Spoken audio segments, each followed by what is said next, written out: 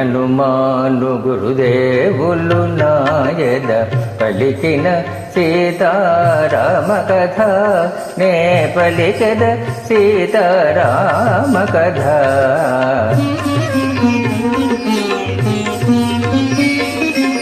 ఐరావతము దంతపు మొనలతో పూర్ణ బొడిసిన గంటులతో వజ్రాయుధపు ప్రఘాతములతో చక్రాయుధపు ప్రహరణములతో జయ పరంపరల కురుతులతో కీర్తి చిహ్నముల కాంతులతో లంకేశుడు శయనించే కాంతలతో సీతకై వెదకి మారుతి ఆశతో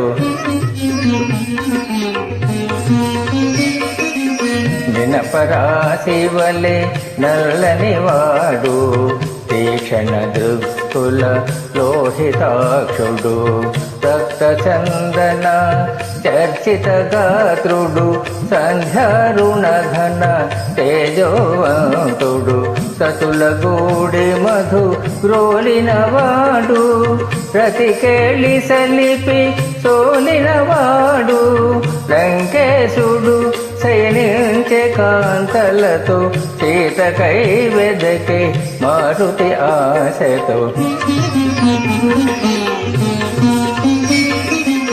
అందొక వంక పర్యంకము చేరి నిదురించుచుండే దివ్య మనోహరి నవరత్న ఖచిత భూషణధారిణి నలువంకలను కాంతి ప్రసారిణి స్వర్ణదేహిని చారు రూపిణి రాణులకు రాణి పట్టపురాణి లంకేశ్వరుని హృదయేశ్వరి మండోధరి లోకేశ్వర సుందరి.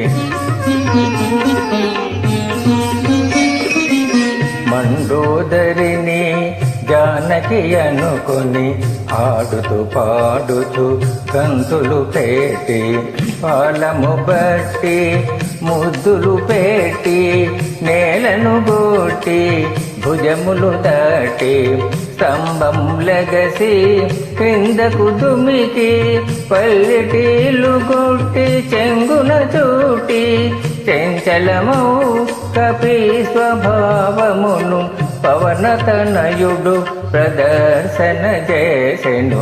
శ్రీ హనుమాను గురుదేవులు నాయద పలికిన సీతారామ కథ నే పలికద సీతారామ కథ.